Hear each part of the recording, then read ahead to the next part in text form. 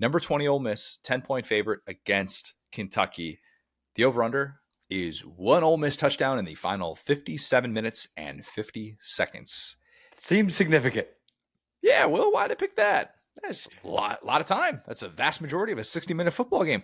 That's a real thing that happened last year. Ole Miss one touchdown in the final 57 minutes and 50 seconds. That was against Kentucky in Oxford. I do wonder if Mark Stoops has figured out something with Lane Kiffin's offense, because their last two meetings were both in Oxford, and Ole Miss averaged 19 and a half points with one combined touchdown after the first quarter. The 22 game was wild. We had the two late Will Levis fumbles deep in Ole Miss territory after it looked like Kentucky was going to win that game or in position to go ahead in that game. And basically, Ole Miss did not win that game because of its offense. It won that game because it got turnovers to get bailed out late. I just wonder, sometimes with certain coaches can just have each other's number. Mm-hmm. And you almost have to kind of throw out what you know about the teams. And with these two teams who played on a Saturday last year and had very different seasons, that did not tell the story of their seasons. I guess maybe it did more so for Ole Miss than Kentucky because of their shortcomings and what ultimately kept them out of the playoff. But look, maybe it's weird to say that Stoops kind of has Kiffin's number, because if you include the overtime game that they played in 2020, this 42-41 game, Lane's 2-1 against Stoops. So I don't think a lot of people would say like, yeah, Mark Stoops definitely has Lane Kiffin's number, but none of them have been easy. Yeah. None of them have been easy at all. And even like 2017, when Stoops wasn't facing Kiffin, obviously, at Ole Miss, another really close game. Like 4 consecutive really close games, one-score games with these two teams. I think that as much as I love Austin Simmons, I think it's fair to acknowledge this is his first career road start against a defensive-minded coach who probably is going to have a thing or two to try and throw at him. And I'm not saying that Austin Simmons is walking into a hornet's nest, but Kentucky fans will absolutely show up for that. They are very close to the 2-year anniversary of their last Power Conference win at home.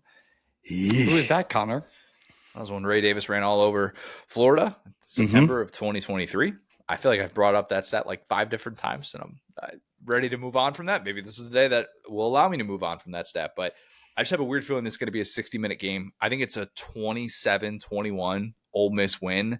But the two-headed rushing attack of Kentucky is kind of what keeps them in the game with Dowdle and McGowan. And against an Ole Miss defense that might have some issues stopping the run. We'll see how that plays out this year. Could be an Achilles heel. I wouldn't bank on them struggling against the pass with Zach Calzada after watching the 3.7 yards per attempt he mustered against Toledo. Connor, okay, so story time. I was in Chicago last weekend, right? And like sports betting is legal in Illinois. So I touched down the plane, threw a couple homer bets in LSU, obviously. Next couple bets I made were the under in the Kentucky game, which hit going away. Smart. And then I took Kentucky -10, which didn't cash and equaled it out. And that pretty much, I should have seen that coming. That spread was originally, I think, 7 and then 7.5. And then it moved to 10. So, yeah. And then the bozos like me touched down to Due States, and they were dumping dumb money in there. And that's how they built those casinos, folks. That's how they do it. That's exactly it.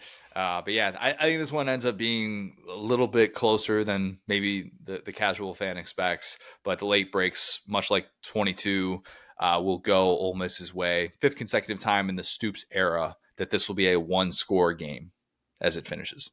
Yeah, it sounds insane, but I think this is fundamentally two sickos matching up on the same side of the ball, right? We could talk about play callers and schemes, all this different stuff, but fundamentally this is Lane Kiffin's offense versus Stoops' defense. And that's been the strength of the program when they've been good, right? And they're two head coaches that have seen each other a ton.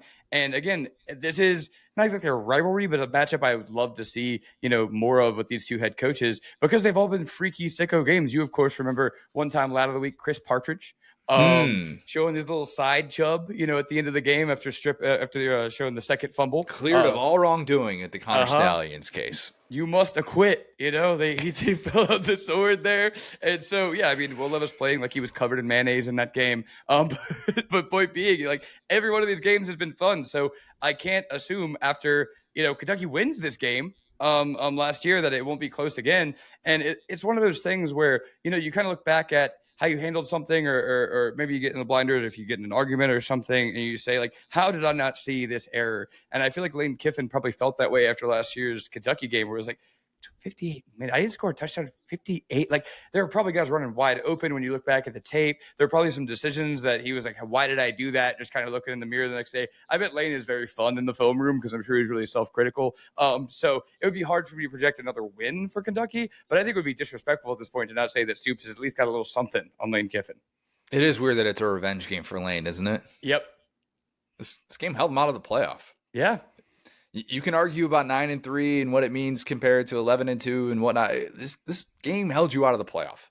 And if you don't take that personally, if you're Lane Kiffin, you're letting an opportunity slip away. I am sure that he will be taking it personally. I just don't know that it's going to be the best game for the Austin Simmons hype train. Still working out what this new look ground game is going to look like. They really like Lacey coming over from Mizzou. Looks like he's going to end up being their feature back, a guy that was decorated and was, Mizzou was hoping was going to be kind of like their running back of the future. But in the first game of the season, he kind of was the one that took control of that backfield. They need that this year, and they need it in a game like this because it could be difficult for Austin Simmons to pick up big chunks of yards against a Mark Stoops coach defense. So yes, think this one ends up being a little bit closer than expected.